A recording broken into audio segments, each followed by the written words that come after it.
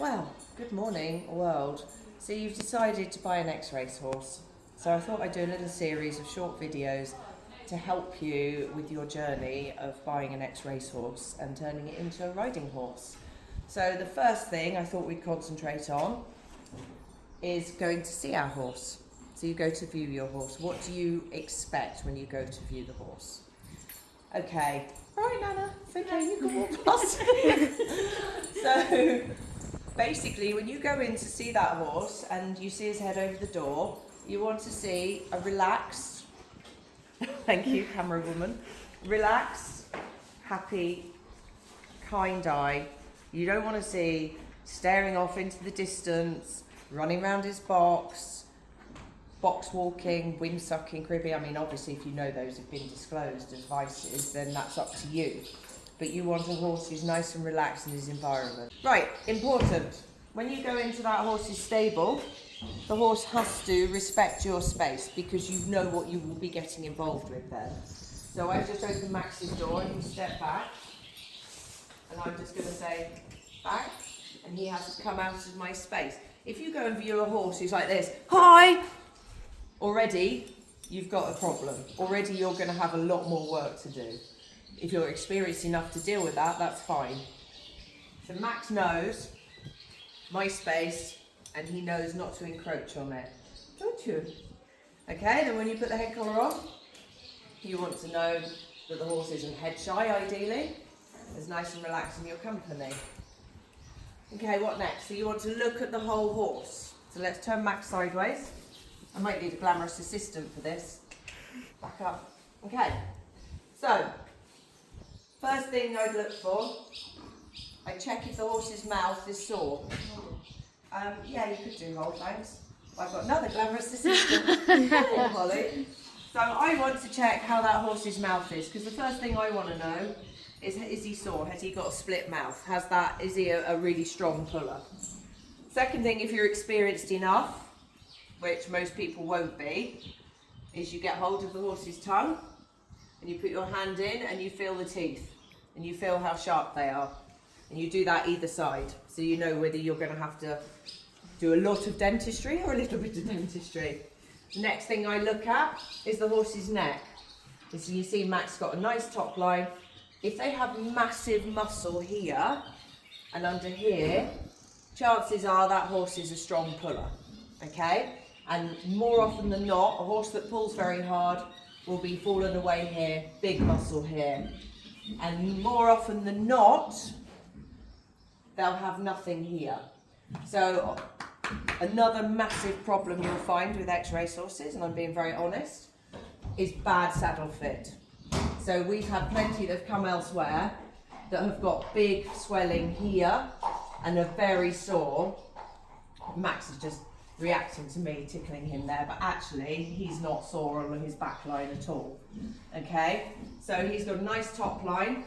He's lost a little bit because he's coming out of work now, ready to be let down for a month. But actually he's lovely and soft through here. He doesn't have swelling here from the saddle. He doesn't have the big muscle here from pulling, and he's not upside down. And quite often when you have massive muscle here and tension, they're guarding something here. So that's something else to look at. Okay? And then we work our way back. Come here, please, Ella. Come stand behind him. Okay, we trust Max.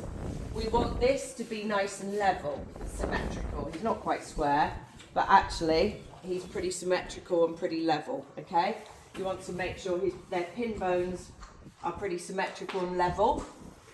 And just know that the frame of the horse is actually in quite good nick. Next thing we check, tendons.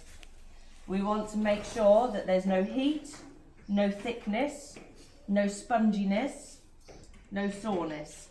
And likewise with the suspensory ligaments. So the suspensory ligaments need to be firm, like a guitar string, no heat, no swelling, nothing. Okay, and then we look at the fetlocks. Now Max's are a little bit round, and they always have been a little bit round, but they're not ever been, stand Maxie, put your foot down. They've not ever been a problem. There's no inflammation here. It's just the shape of his legs. But when you have inflammation here and you have round joints, more often than not, they have changes in their joints. Max has got really good, cold, hard front legs. Step back, please, Boo. You also want to look at their feet and see how balanced their feet are, and see how good, I can pull it forward, don't stretch, how good the foot is. Now Max has got white feet, but actually he's got pretty good feet. You want to make sure that they're not going to have awful flat feet, which we have a couple like that are going to cost a lot of money to manage. And then we want to look at the back legs. For me, the one thing I hate is a curb. Good boy, he said, no, that tickles, Joe. Put it down, please, Max, or here, it's fine. So the curb would run down here. And for me, I find them really hard to deal with. I don't like horses with curvy back legs. Stand. Can I have the other one, please? This one. Put it down, this one, good boy. So there you go. He's got a nice, good hock, no curb there. He's nice and powerful. He moves really well. Very pleased with him. Okay, can you pause a second? Finally, I'm now holding the phone. So we've got the horse in the stable. You can see how relaxed he is. He's very chilled. You want a nice, relaxed horse. You want muscle in the right place, although it might not be right for a riding horse.